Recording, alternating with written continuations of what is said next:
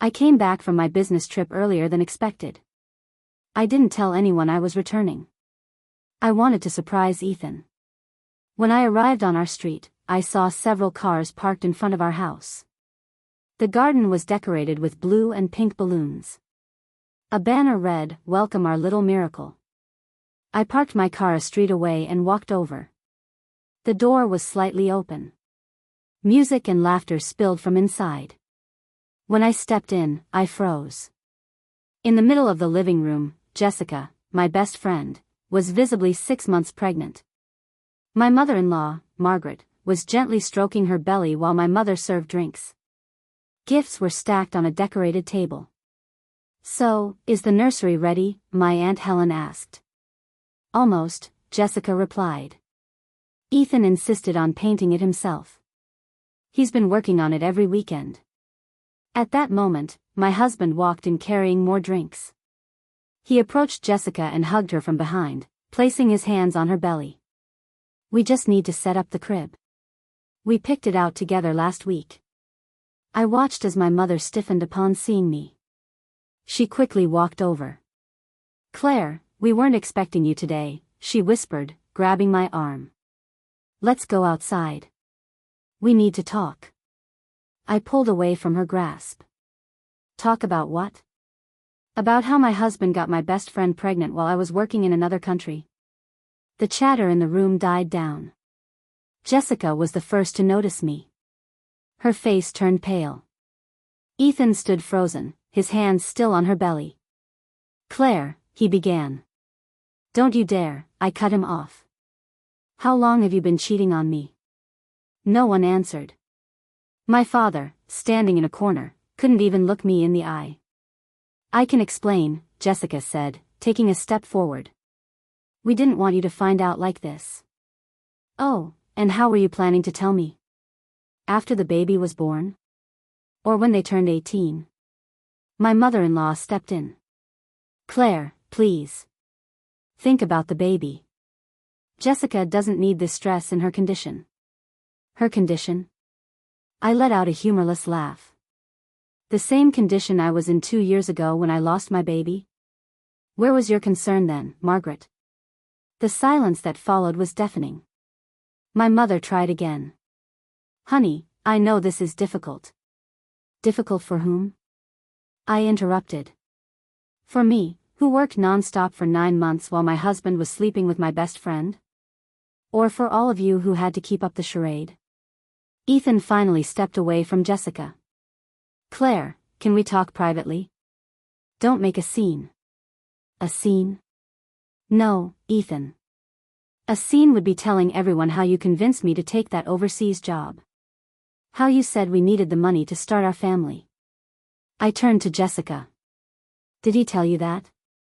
Or did he say he was lonely and abandoned while his cruel wife chased her career?" Jessica started crying. "It wasn't like that. We didn't plan this." "Of course not. I suppose you just tripped and fell pregnant by my husband? These things happen, right?" The guests began shifting uncomfortably. Some grabbed their bags, ready to leave. My father finally spoke up. "Claire, calm down. You're upset." "Upset?" "No, Dad. I'm perfectly calm. In fact, I'm grateful." My mother frowned, confused. "Grateful?" "Yes. Because now I see everyone for who they really are. My husband, the liar. My best friend, the traitor. And my family, the cowards who chose to protect this lie instead of me." I walked over to the gift table and grabbed one at random. "This one's yours, Mom. You bought a nice gift for your son-in-law's mistress's baby."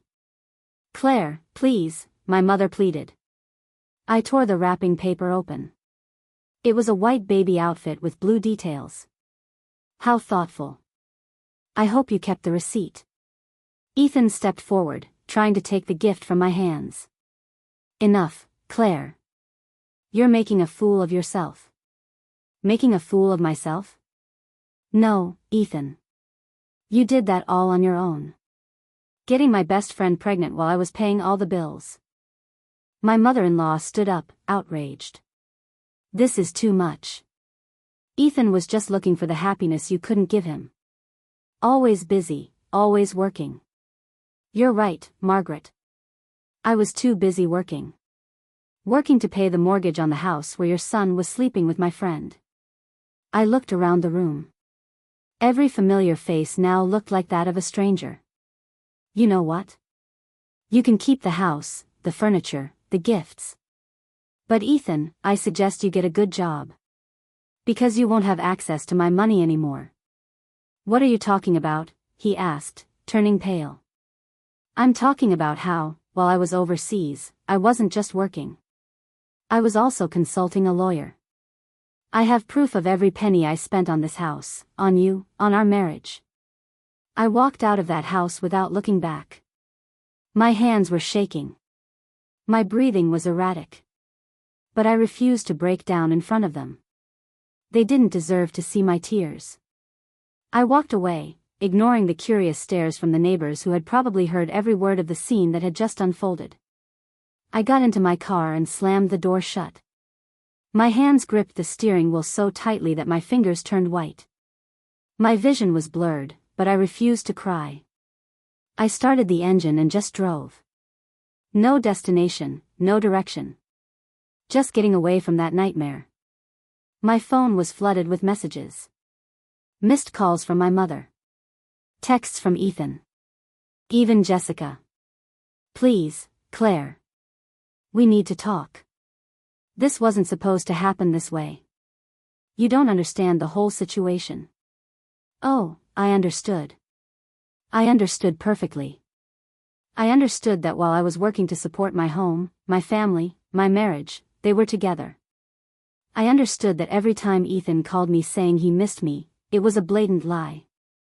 I understood that every time Jessica said she was busy and couldn't talk, it was because she was busy with him.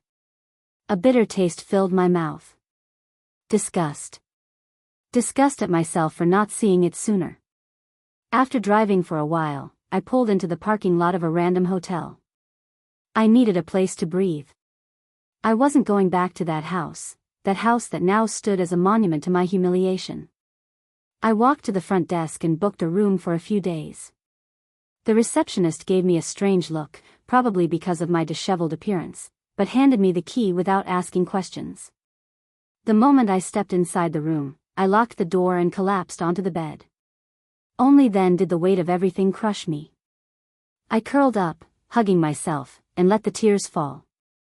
Tears of rage, of disgust, of a deep, suffocating pain that squeezed my chest. But I couldn't stay like this forever. I had to do something. The next morning, I went straight to my lawyer's office. He already knew about my situation and had all the necessary documents ready to ensure that I got out of this mess with as little damage as possible. I want to start the process today, I said firmly. Divorce. Property division. Everything. And I want it to be clear that Ethan won't see a single cent of my money. He nodded. You have more than enough evidence to contest any claim he might make. The house is in your name. All the expenses were covered by you. He has no rights to anything. I took a deep breath. Good. Then let him find out the hard way. I walked out of the office feeling an odd sense of relief. For the first time in a long time, I felt like I was in control of my own life. My phone buzzed. Ethan. I ignored it. Minutes later, a message popped up. We need to talk. Please, Claire. I only responded with, talk to my lawyer. Days passed, and the calls and messages didn't stop. Until one afternoon, while I was having coffee at a cafe near the hotel, someone approached my table. Ethan. He looked awful. Deep eye bags. Messy hair. But I felt no sympathy. Claire, please, he sat across from me without being invited. I didn't want you to find out like that. I crossed my arms. Oh, but how did you want me to find out? With an invitation to the baby shower? He ran a hand over his face, exhausted. This isn't how I wanted things to happen. I made a mistake. A mistake? Getting my best friend pregnant was a mistake. No, Ethan. It was a choice. You chose to sleep with her. You chose to lie to me. You chose to let everyone cover for you. He lowered his head. I was lonely, Claire. You were never here. You were always traveling, always busy with work. I let out a bitter laugh. And why was I busy, Ethan? Because I was the one paying for our damn house while you sat at home doing nothing. He said nothing. You want to know the most ironic part? I continued. I took that job because I thought we were building something together. I made sacrifices thinking it was for a greater good. But while I was working myself to exhaustion, you were screwing my best friend. He looked at me, desperate. I know I messed up, Claire. But can't we fix this another way? I leaned forward, staring directly into his eyes. We are fixing it. My lawyer has already filed for divorce. You won't get a cent from me. And as for that child, I hope you're a good father. Because I want you out of my life. Claire, please. It's over, Ethan. I stood up and walked away without looking back. It didn't take long for the news to spread. My real friends, the ones who hadn't betrayed me, stood by my side. And my family? Oh, they tried to reach out. My mother called me multiple times, trying to justify everything. We didn't want to hurt you, sweetheart. It was complicated for all of us. You need to forgive. Forgive? No. I moved on. Over time, I rebuilt my life. I left that hotel and bought myself a new apartment. I focused on my career, my future. And Ethan? Well, he soon realized that life wasn't so easy without the comfort I had provided. A few weeks later, I received another message. Can we talk? I miss you. I laughed, deleted the message without replying, and for the first time in a long time, I felt free. When I finally received confirmation that Ethan had been officially served with the divorce papers, I knew his real nightmare was just beginning. He tried to contact me in every way possible. He called me dozens of times a day, sent endless messages, even showed up at places he knew I frequented. But I didn't answer. I didn't give him a chance. I refused to let him manipulate me. One night, as I was returning to my apartment, I found my mother waiting outside. Claire, we need to talk. I rolled my eyes. I already knew exactly what this was about. We have nothing to talk about. Ethan is desperate. You're taking everything from him, she said, outraged, as if I were the villain in this story. I crossed my arms. Oh, now he's the victim. Honey, he made a mistake. But that doesn't mean you should ruin his life. I let out a humorless laugh. He ruined my life, Mom. He cheated on me, got my best friend pregnant, and all of you covered for them. And now you have the nerve to tell me that I'm being cruel. She sighed, reaching for my hand, but I pulled away. What you're doing to him, this isn't right, Claire. Anger burned in my chest. Oh, you want to talk about what's right? Was it right for me to pay for the mortgage alone while he was screwing my best friend? Was it right that I worked my ass off while he played the perfect husband? Now he gets to deal with the consequences. She looked at me like I was a monster. He has nowhere to go. I shrugged. Not my problem. She shook her head in disbelief. I didn't raise you to be this way, Claire. And I didn't expect my own mother to take the side of a cheating bastard. I turned around and walked into my building without looking back. Days passed, and Ethan's situation only got worse. Since I was the one who had paid for everything, he was now drowning in bills. The mortgage payments were overdue, and without my money to cover them, he quickly spiraled into financial ruin. Then came the eviction. I knew it was coming when I received confirmation that he had failed to make any payments. I made sure to personally be there to witness the moment he was forced out of my house. When I arrived, the place was in chaos. Boxes were scattered around the front yard. Ethan was arguing with the officer handling the eviction. Jessica stood beside him, clutching her pregnant belly with a panicked expression. "Claire," he shouted when he saw me. "You can't do this to me." I crossed my arms, feeling a dark sense of satisfaction bloom inside me. "I can." And I did.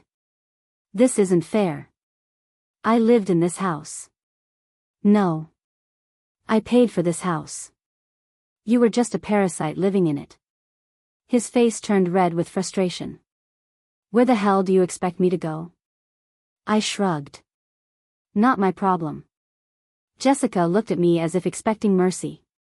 "Claire, please. Please." I took a step toward her. "Please." Before, it was just, "I hope she never finds out," wasn't it? She lowered her head. "It wasn't supposed to be like this. But it is. And now you and Ethan have to deal with it." Ethan ran his hands over his face, looking exhausted. "You don't have a heart." I tilted my head. "Funny. Because you sure loved that heart when it was paying all your bills." He opened his mouth to argue but shut it again.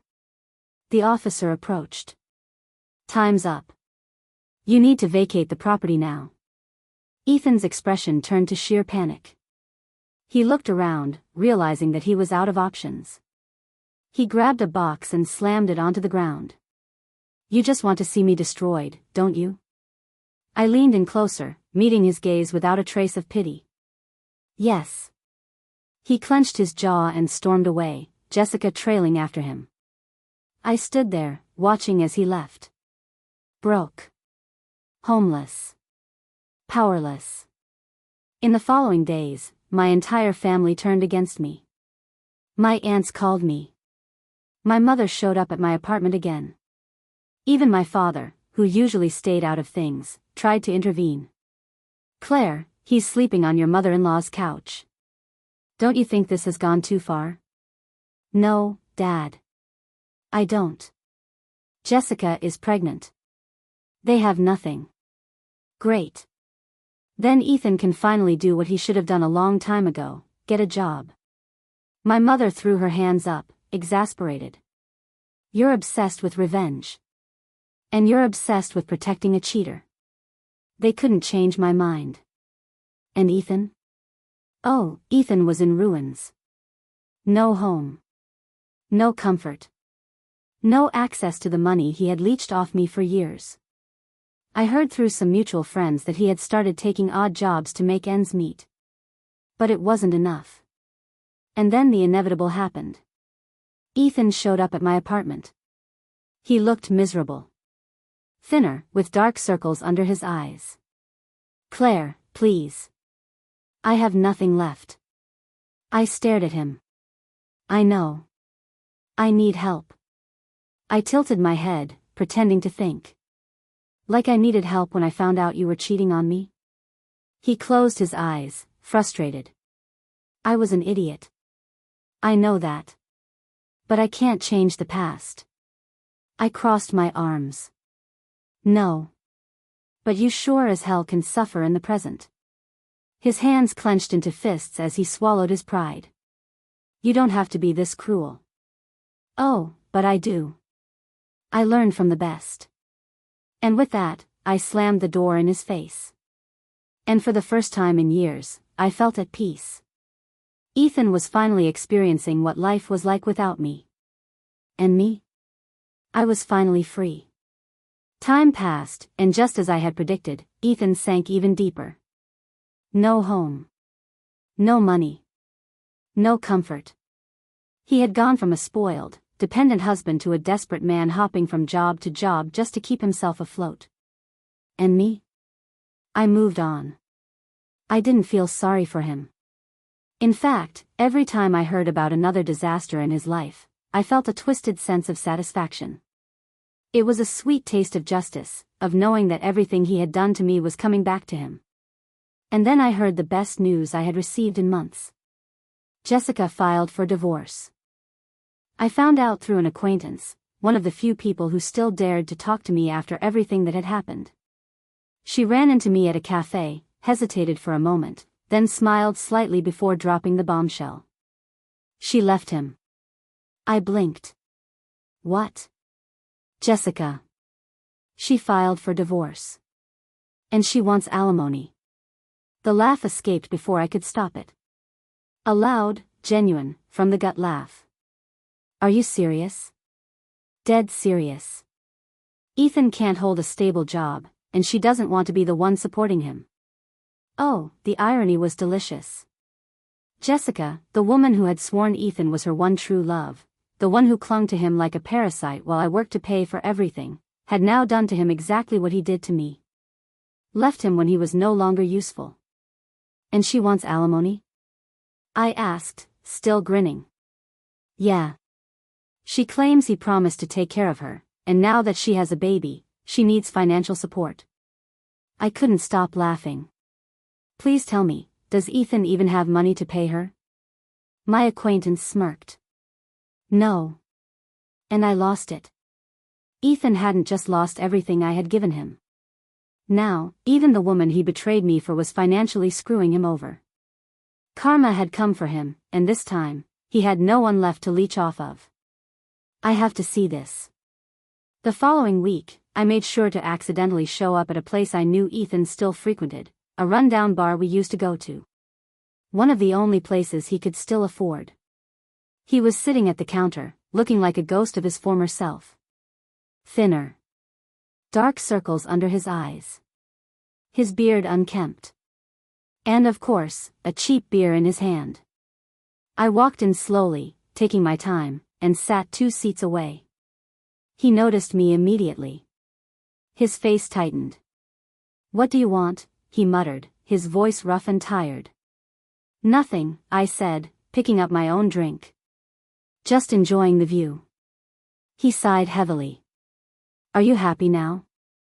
I took a sip, savoring the moment. Yes. Very. He scoffed, shaking his head. You think this is funny? Ethan, I think this is hilarious. You threw our marriage away for Jessica, and look at you now. She left you. She took whatever little you had left. He ran a hand over his face, clearly exhausted. You don't understand. Oh, I understand perfectly. Tell me, how did your great love fall apart so quickly? He went quiet for a long moment before staring at his empty glass. She said she couldn't be with someone who had nothing to offer. Funny, right? That's exactly what you said about me. He shut his eyes, his jaw tightening. You were only good enough for her when you were convenient, I continued. Now that you can't provide the comfortable life she wanted, she threw you away. Like garbage. He didn't argue. Because he couldn't. I stood up, ready to leave. You know what's the best part? You deserve every bit of this. And I walked out, leaving Ethan to drown in his own misery. After that day, I cut off everyone connected to my past. I distanced myself from my family, the hypocritical aunts who kept telling me to forgive, my mother who insisted I had gone too far. I owed nothing to any of them. The only person I owed something to was myself. And so, I started over. I rebuilt my life from scratch. Bought myself a new apartment, just for me.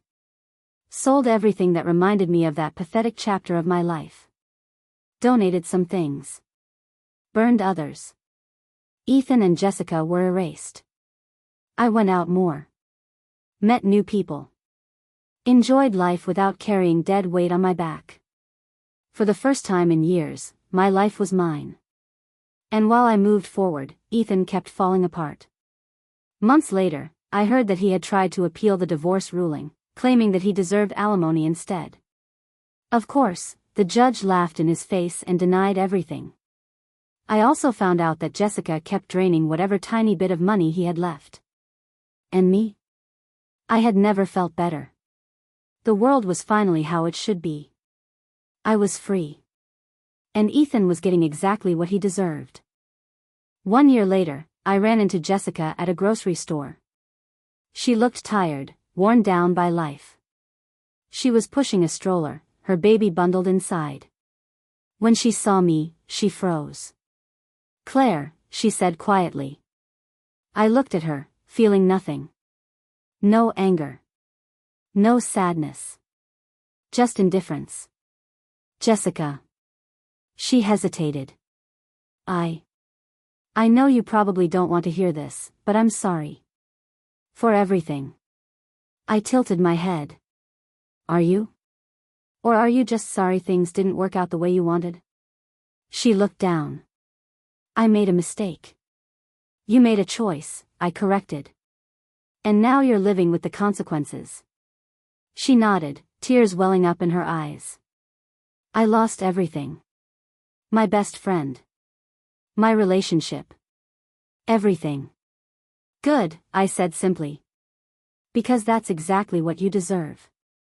I walked past her without another word. And as I left the store, I felt lighter than I had in years. My life was my own.